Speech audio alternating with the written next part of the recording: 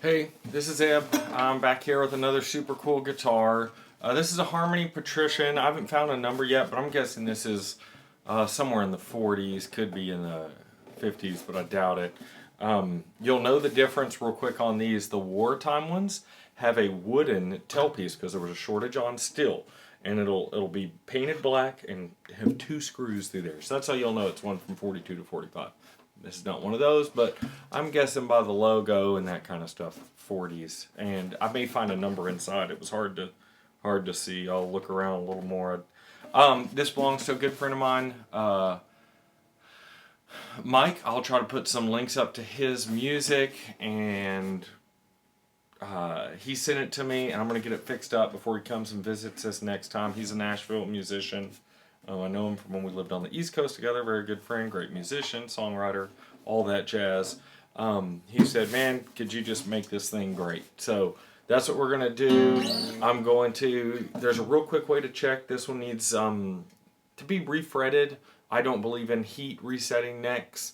It just weakens everything. You're weakening a glue joint, and you're just going to have problems. And I've never heard anybody talk about heating a neck, how it looks after a couple of years. Everybody says, oh, it fixed it. It's like, well, how long? The neck wants to do this, and that's what it's been doing. And if you don't have an adjustable truss rod to pull it back, and you just heat it and push it back, what do you think is going to happen? It's going to do this again.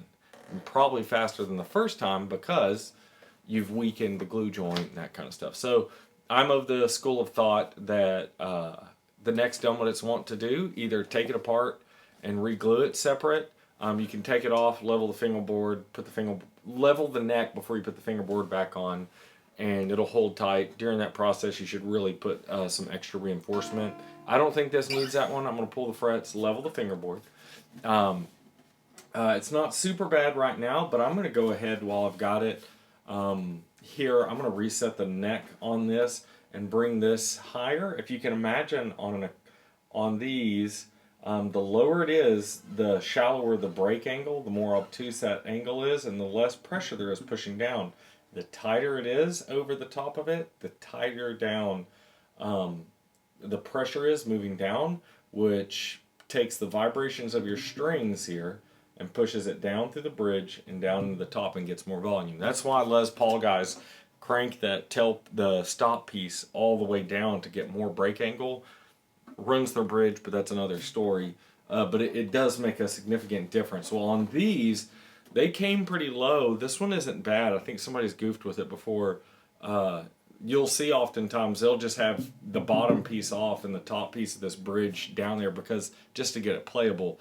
When it's that low, the strings are barely tickling the top of the bridge, and you just don't get a lot of tone. So getting a good neck reset where we move that neck down this way brings the trajectory of the strings up, which allows us to put in a good tall bridge, and that's going to have bass, volume, tone for days. Huge improvement, even on the little birch ones. So, but these are super cool. The Patricians, some of these have spruce tops, some of them have mahogany tops. I have one here, wait just a second.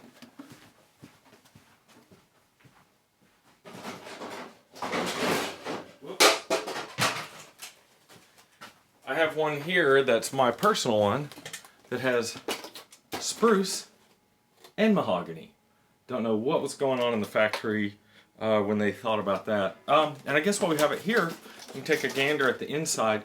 Archtops have just two braces generally. Some are X-brace, but generally they have these two what they call tone bars through here, which are the same as violin bass bars, except for there's two. The violin family only has one, and then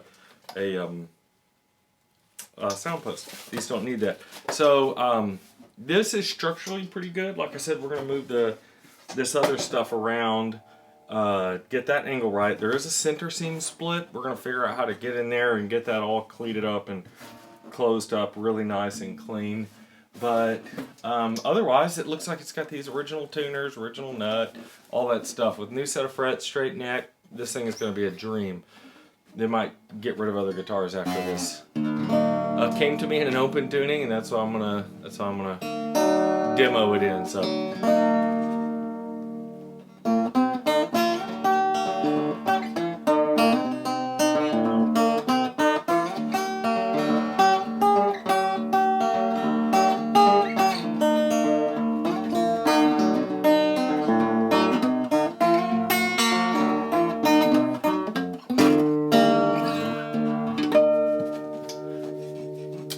actually has a really good sound. These old ones with the mahogany back and sides and mahogany necks are a totally different thing than the later ones that are birch top, back, and sides with a poplar neck.